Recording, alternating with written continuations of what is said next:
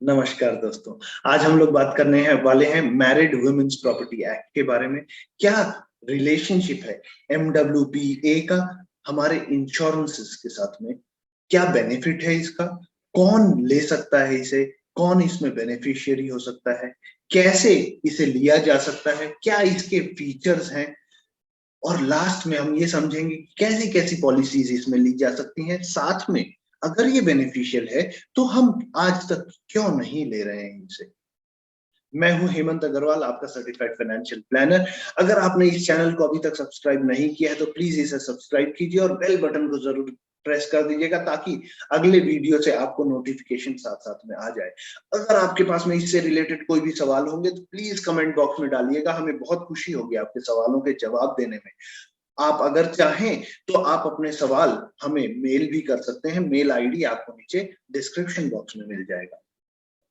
बहुत बहुत बधाई हो आपको अगर आपने खुद का इंश्योरेंस करवा रखा है और उस इंश्योरेंस में आपका नॉमिनी आपके परिवार के लोग हैं। लेकिन क्या आप जानते हैं कि आपके इंश्योरेंस के क्लेम होने पर आपके फैमिली से पहले किसी और का हक उस पैसे के ऊपर हो?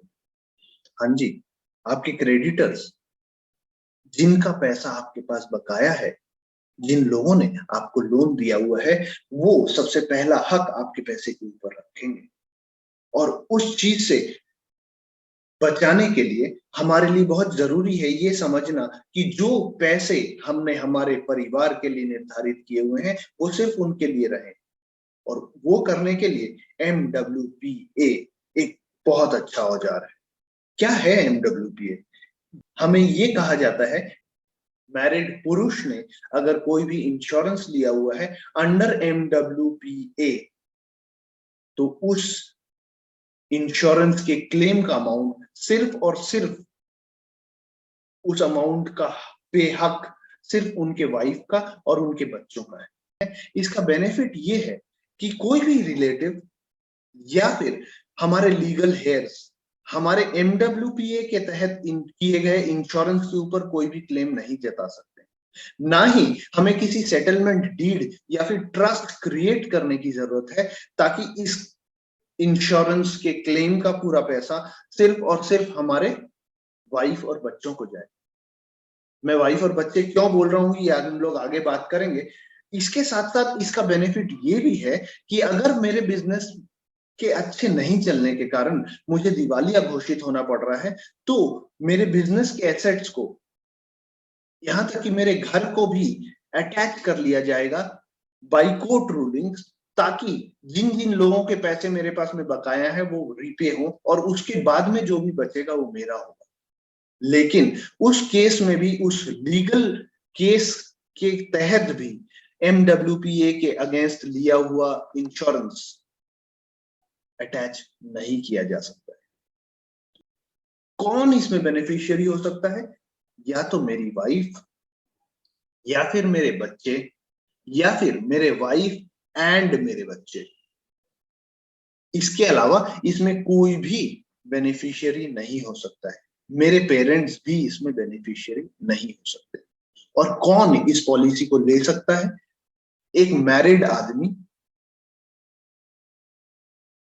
या फिर वो मैरिड आदमी जो अब अपनी वाइफ के साथ डिवोर्स ले चुका है या फिर अपनी वाइफ को खो चुका है, यानी कि वाइफ की डेथ हो गई है। सिर्फ मैरिड मैन नहीं, मैरिड वुमेन भी पॉलिसी ले सकती है एमडब्ल्यूपीए के तहत। हाँ जी, लेकिन एमडब्ल्यूपीए के तहत अगर एक मैरिड वुमेन ने पॉलिसी ली है तो उस केस में उनका नॉमिनी, उनका बेनिफिशियरी सॉरी, सिर्फ और सिर्फ उनके बच्चे हो सकते हैं। हम हमारी किसी भी एग्जिस्टिंग पॉलिसी को एमडब्ल्यूपीए के तहत नहीं ला सकते हैं।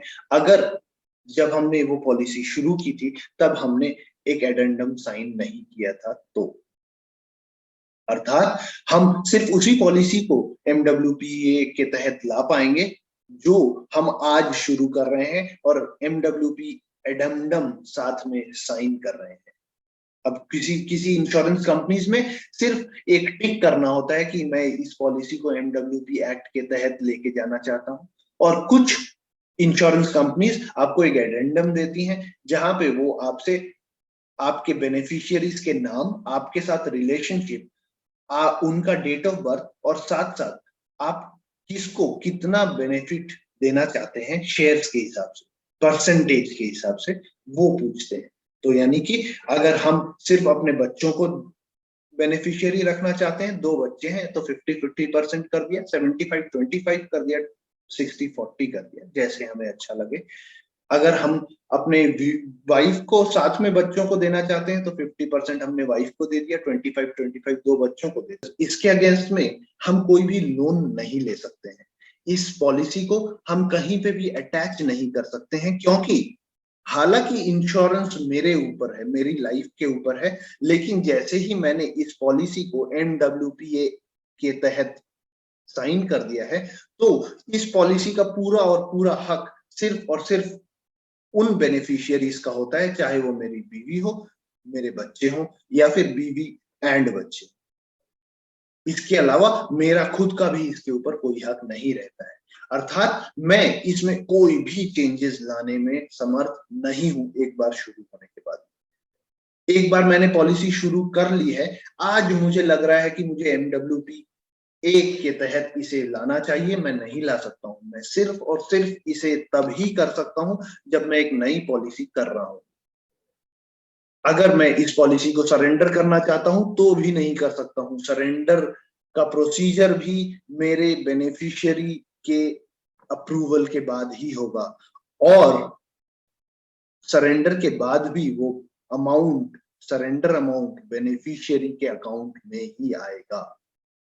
अगर मेरी पॉलिसी में जो बेनिफिशियरी हैं उनका देहांत मुझसे पहले हो जाता है, तो उस केस में सबसे पहले ये देखा जाता है कि अगर और भी बेनिफिशियरीज थे मेरी पॉलिसी में, तो मेरे देहांत के बाद वो अमाउंट, क्लेम अमाउंट बाकी बेनिफिशियरीज को मिल जाता है।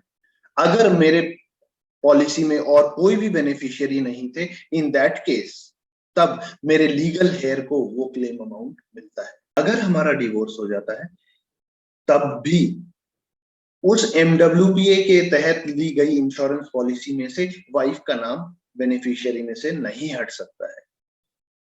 उस केस में हमारे पास में कुछ विकल्प रहते हैं। एक, कि हम इंश्योरेंस का प्रीमियम जैसे पे कर रहे थे वैसे ही पे करते रहें, इतने साल साथ में बिताए हैं अगर, तो इतना हक तो उस व्यक्ति का बनता है और ये हक उनको मिलना चाहिए।